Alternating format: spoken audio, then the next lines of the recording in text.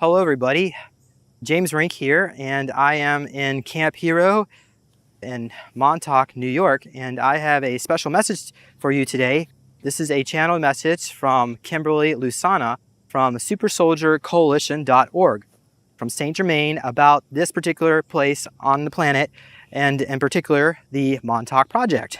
So, she is unable to be here today, but she has asked me to present this message on her behalf.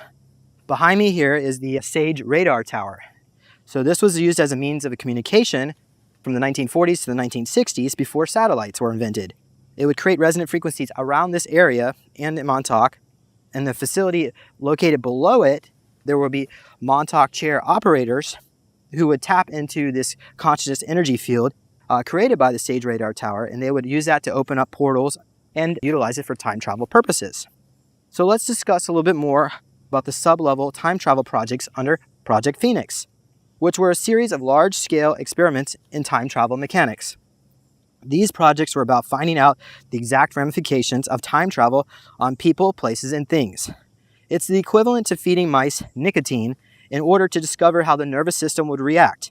In other words, they cracked a lot of eggs before they came up with a perfect time travel omelet.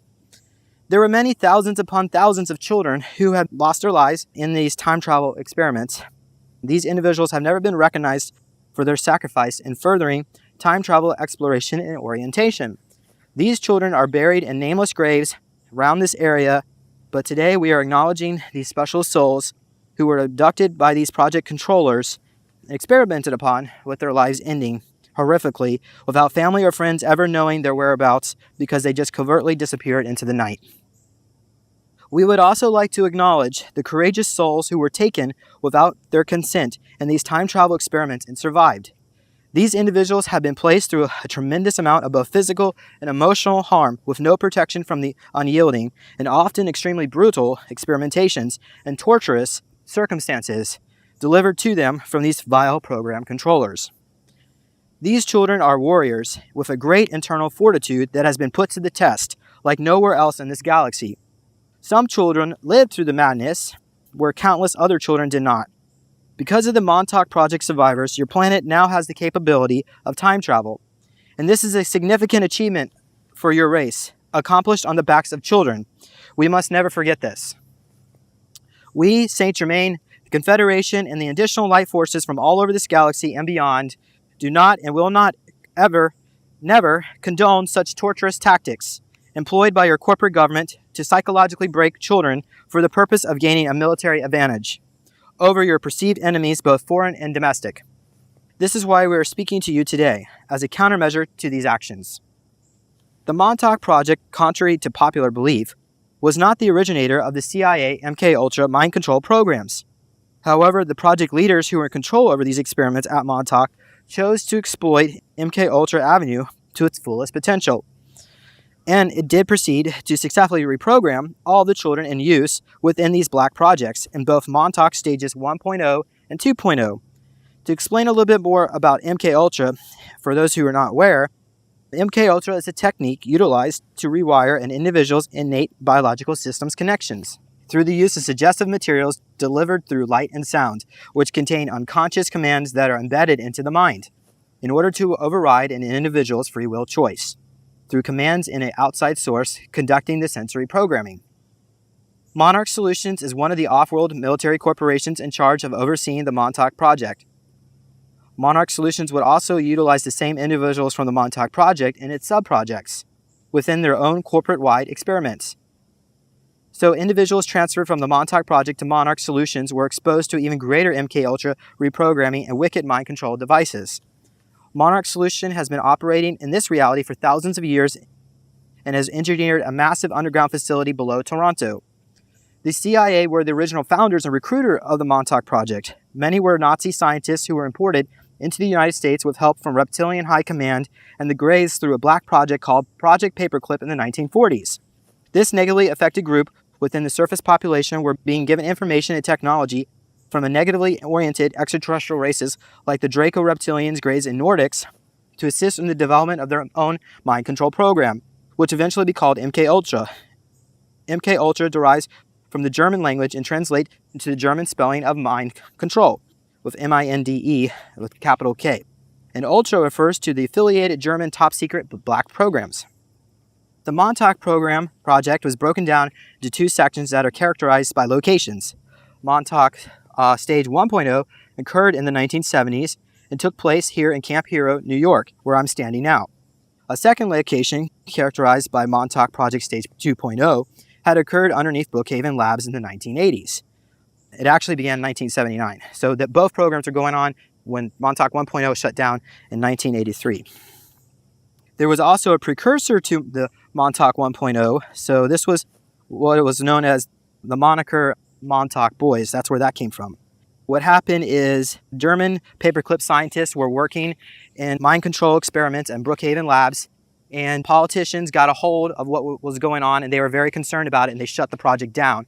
So these German paperclip scientists reached out to the Army and got a hold of this Camp Hero facility, and that's where they continued on their experiments in the 1970s.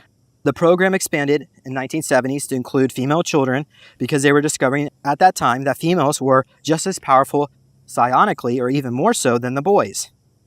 In their quest to find psychic children to sit in the Montauk operator's chair, they ended up recruiting and killing multiple thousands of children just to find the one child who would naturally open a time travel portal. These children were discarded children, were simply being utilized as batteries to supply the much-needed psychic energy in order to power the abilities of the chair. These children would be sacrificed, tortured, and then disposed of directly in this Camp Hero area location. Montauk leaders ordered the chair operator's children to dig up mass graves and dump them, these bodies of these poor discarded children who were cruelly drained of their life force energy. Additionally, many more 10,000s of kidnapped children would be sent down these time tunnels, and they would often go missing or die in the time tunnels. In the future, this repugnant death energy in this area will need to be cleansed and removed from the timeline. Montauk Project Stage 2.0 began in the 1980s and had a more sophisticated arrangement. They developed specific torture techniques to ensure a faster, more precise psychological break within project inductees. Montauk Project Stage 2.0 was responsible for launching dozens of other projects, including Project Ibis, where children were contained in playpens and cages to bond with wild, dangerous animals. Most of the Montauk Project inductees from Montauk Project 1.0 and Montauk Project 2.0 went from Monarch and then into the Shaw House. Shaw House is the equivalent of going into a carnival fair and walking into a house of mirrors, designed to disconnect the inductees from their own sense of reality and insert them into a multi-layered fictional reality where there's no escape.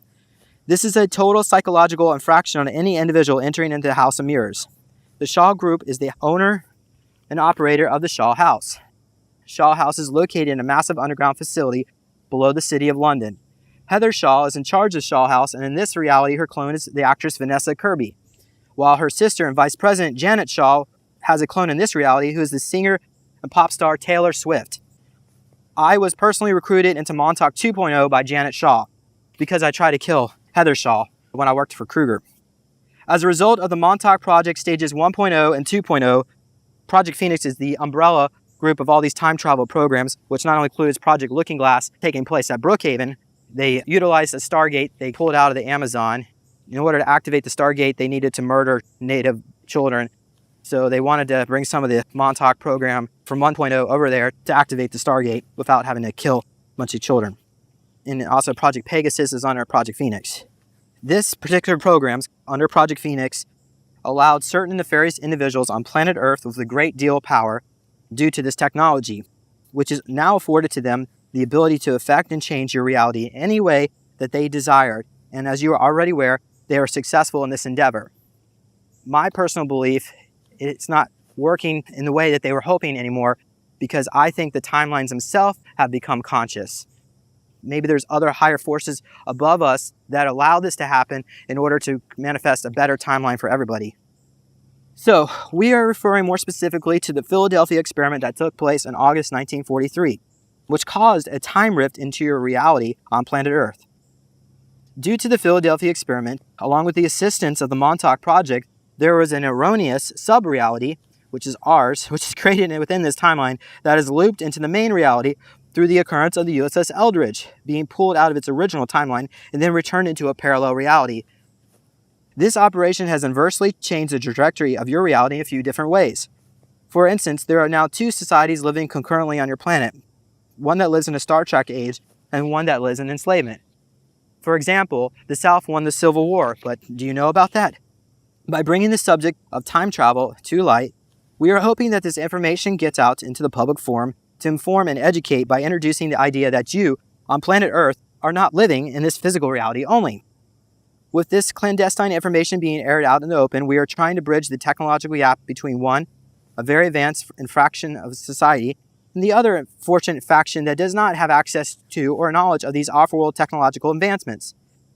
By discussing these types of technological gadgetries in any way, it facilitates an advancement of public awareness and removes the ability of derelict behavior on some of your planet who aim to keep this information undisclosed to the public and tucked away from your prying eyes.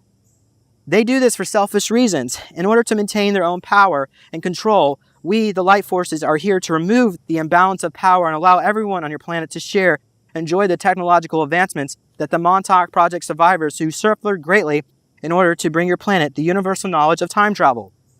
Once antigravitics, medbed technology, food replicators, and time travel are made widely available to the public, it will irrevocably change the direction of your society and the way your people live and conduct their lives on planet Earth. These technological items will cause a skyrocketing evolutional path that is incomprehensible to humans at this juncture and will expand your race and consciousness capacity beyond any level previously reached by human incarnates. In future days, the area that I'm standing in right now will eventually be converted into a national park, and a monument will be dedicated to those who served in the Montauk Project with valor to further the cause. We commend you all in this pursuit. Your future is bright, my friends. Much love to you all, Saint Germain. Saint Germain. Excellent.